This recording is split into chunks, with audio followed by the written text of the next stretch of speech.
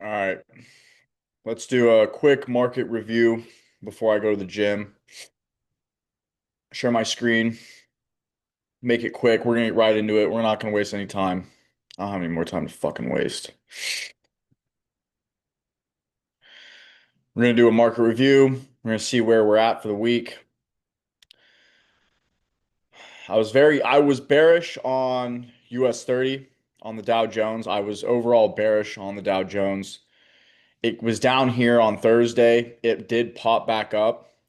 We are sitting inside of a 4 hour imbalance and a 4 hour order block. We did make a higher low here on the upside. So to go with the trend, we did make, see, we broke here, we broke this trend line here. But then we came down and established a higher low here. So I'd like to still be bearish heading into this week.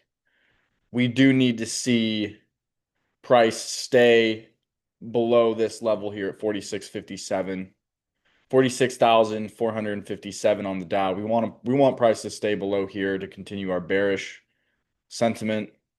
To get below this higher low here would be incredible. It'd be so crucial. Like I said, I liked how we didn't respect the 61850, but like I said, just because it didn't respect that, I anything can happen in these markets. So that higher low that gets put in there does make this trade kind of a roller coaster, which is trading. You want to trust your analysis, you want to trust your bias. And I'm in shorts here, I'm in shorts here, I'm in shorts here.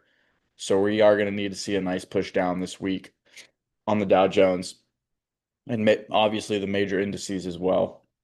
Um, consecutively speaking, on a weekly time frame, right after the recovery here from tariff related dip, we have had very strong consecutive weekly bullish candles, a few bearish weekly candles, but not a whole lot of selling pressure here.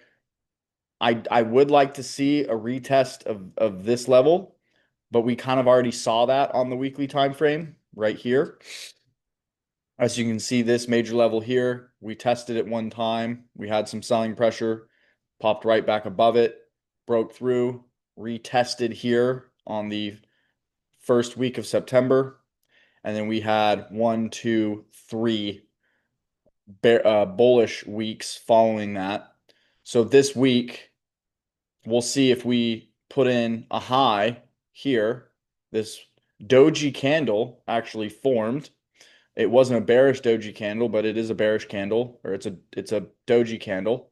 So we'll see if we do get a bearish week here. Like I said, there's a lot of things happening. We have the government shutdown, and we have some news this week. I believe we should have non-farm payroll this week, if I'm incorrect. Let's double check that real quick, what we're looking at for this week. Joel's job openings. Yeah, 80 ADP non-farm payroll. So here's the thing, right? We have employment data coming out October 3rd. Government shuts down October 1st.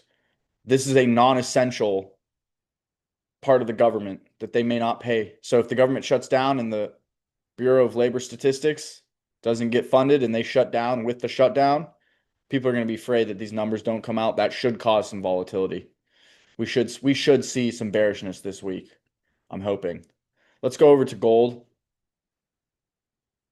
Let's go over to gold. Gold is obviously incredible, making all-time highs every single week, it feels like. So since August 18th, we've been consecutively bullish every single week. I don't see why we would pull back. I mean, even over here during this consolidation, these weekly candles did not pull back a whole lot. Like it's not like we had weekly consecutive bearish candles on gold, right? It's just not it's just so much buying pressure. So much money is flowing in to gold ETF, to gold bars.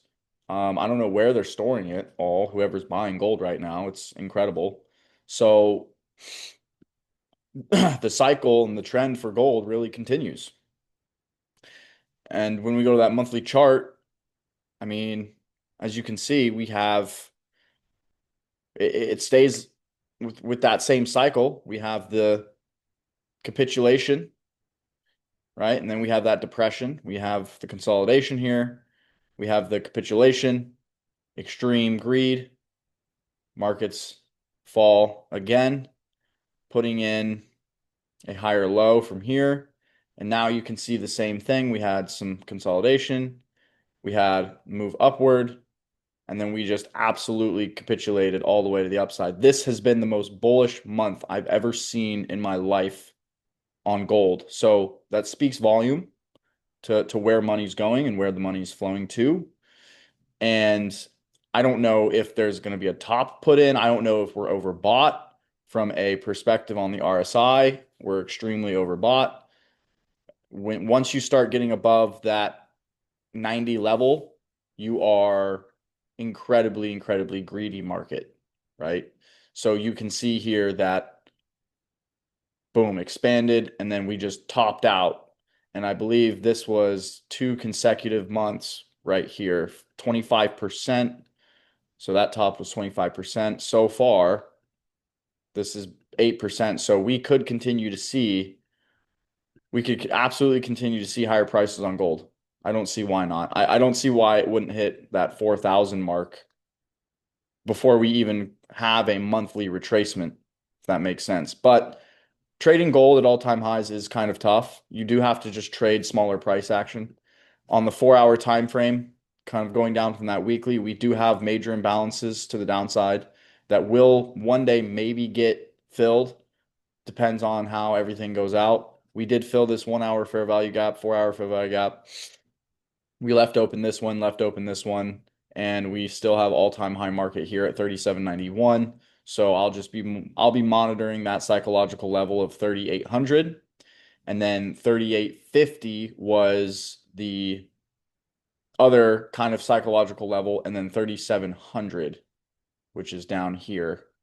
So that 3,700 level, I'm also really paying attention to 3,750 and then 3,800, right? You can see that when we hit these levels, we see price react to them or consolidate around them, showing what the fair value is for an ounce of gold. Other than that, I have no clue what gold's going to do. Oil ticked up, which shows that, even though we have a lot of supply, there's still concern over in the foreign global affairs market where you have Russian sanctions and you have lots of discussion about what's going to happen with the Ukraine war. And if that escalates into NATO and NATO has to get involved, that's always been something we're eyeballing. Any wars, anything like that makes oil skyrocket. Now, oil is in an interesting situation. Why? Because when oil is going down in price on the higher time frame, like it is right now, that really shows that there's not a lot of demand. There's no demand for oil. There's no demand for travel. Not many people flying airplanes, right? So what we're seeing is the price of oil getting pushed down because of fear of a recession, fear of people not making enough money to spur and produce growth inside of the marketplace. Now, couple that with global affairs and wars, which tightens supply, and you can get a whiplashing market. You can get a very volatile market. But as you can see here, we're kind of holding this 4-hour imbalance. We're holding above $62 a barrel, and market obviously found buyers and support at that level. So now we're sitting right here. We're still in a downtrend. We did liquidate this high. So this high right here from September 2nd got liquidated, And now we're going to see if there's enough buyers to push market up to this high here. That's really the only other level, or if we're going to continue to put downward pressure on oil.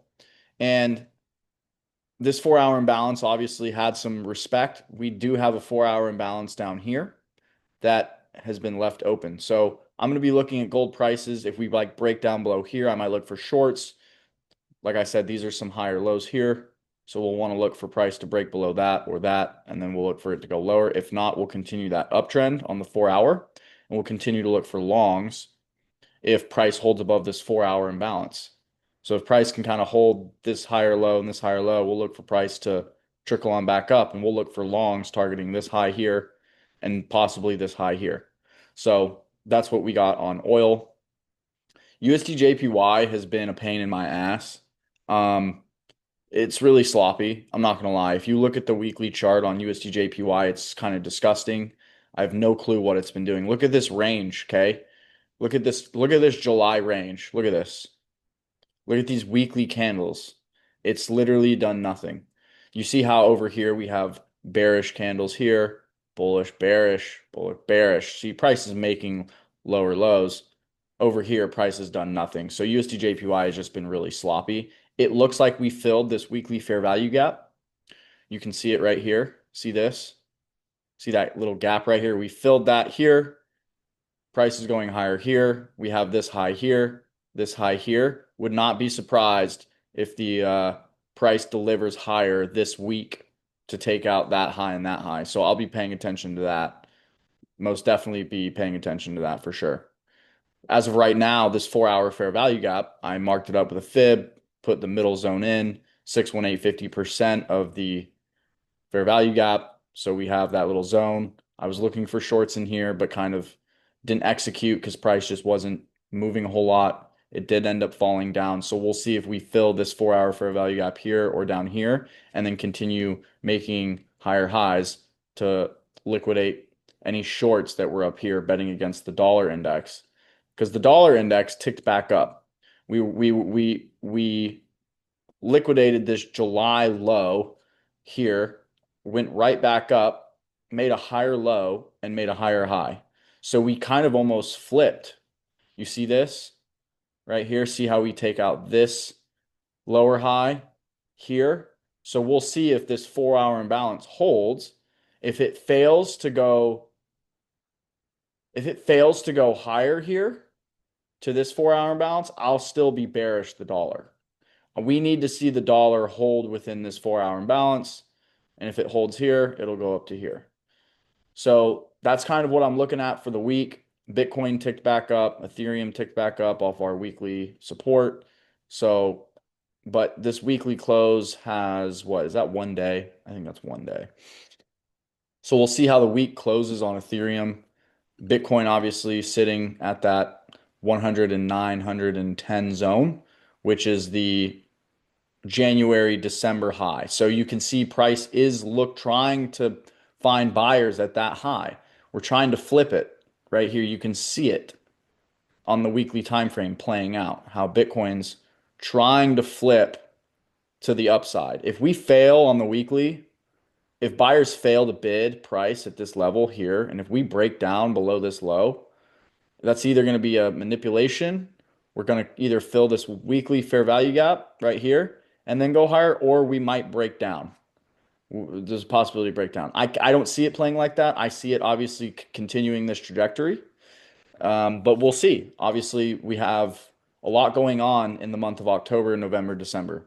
So that's going to go ahead and do it for the weekly market outlook. I hope you enjoyed the outlook. Comment below what your favorite pair is. Comment below if you want me to analyze any other assets. And we'll see what this week brings content-wise. I'm going to go ahead and head to the gym, get a pump in. It's Sunday. We'll see you all this week. Happy trading. Best of luck.